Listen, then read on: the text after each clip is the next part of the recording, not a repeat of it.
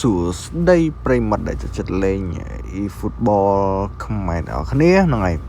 ថ្ងៃនេះដែរគឺខ្ញុំនឹងប្រាប់ពីរបៀបនៃការអាប់ខ្សែប្រយុទ្ធកណ្ដាល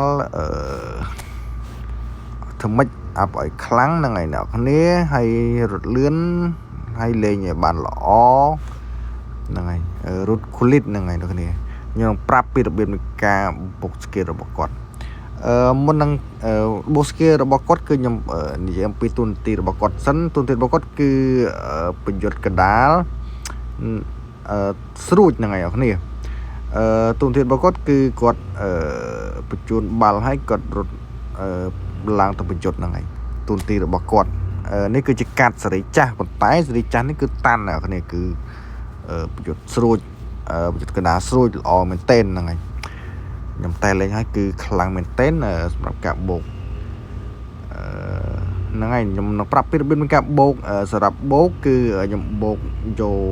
អាទី1នេះគឺ4ហ្នឹងហើយអាហ្នឹងសុទ្ធច្បាស់បន្ទាប់មកអានេះខ្ញុំយក4ដែរ4មកអ្នកគ្នាហ្នឹងហើយបោកតាមខ្ញុំមកអ្នកគ្នាហើយសម្រាប់អានេះវិញគឺខ្ញុំបោក12ហ្នឹងហើយអាហ្នឹងគឺរត់លឿនណាស់រត់កាត់គេ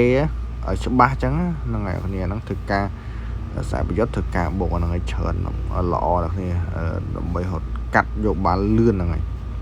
សម្រាប់ស្បិចជើងរត់លឿនគឺខ្ញុំបោក12ដែរហ្នឹងហើយបន្ទាប់មកការលោតតែតនិង physical contact គឺខ្ញុំបោកបែបហ្នឹងហើយនេះគឺជារបៀបការបោកroot kulit ហ្នឹងហើយសម្រាប់ booster ណាគ្នា booster គឺយើងប្រើ striker នេះគ្នាគឺ striker ហ្នឹងគឺវាបោកចំនួនដូចជា ball control ការគ្រប់គ្រងបាល់ attack awareness ហ្នឹងគឺការប្រយុទ្ធស្រួចអានេះហ្នឹងហើយគ្នា acceleration បូក1ហ្នឹងហើយអូខេហ្នឹងហើយគឺ booster យើងប្រើ striker គឺល្អណាស់គ្នាល្អបំផុតសម្រាប់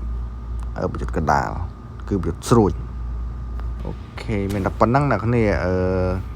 ប៉ុណ្ណឹងមកគឺនឹងល្អហើយសម្រាប់ប្រយុទ្ធកណ្ដាលនៅរត់ kulit មួយនេះ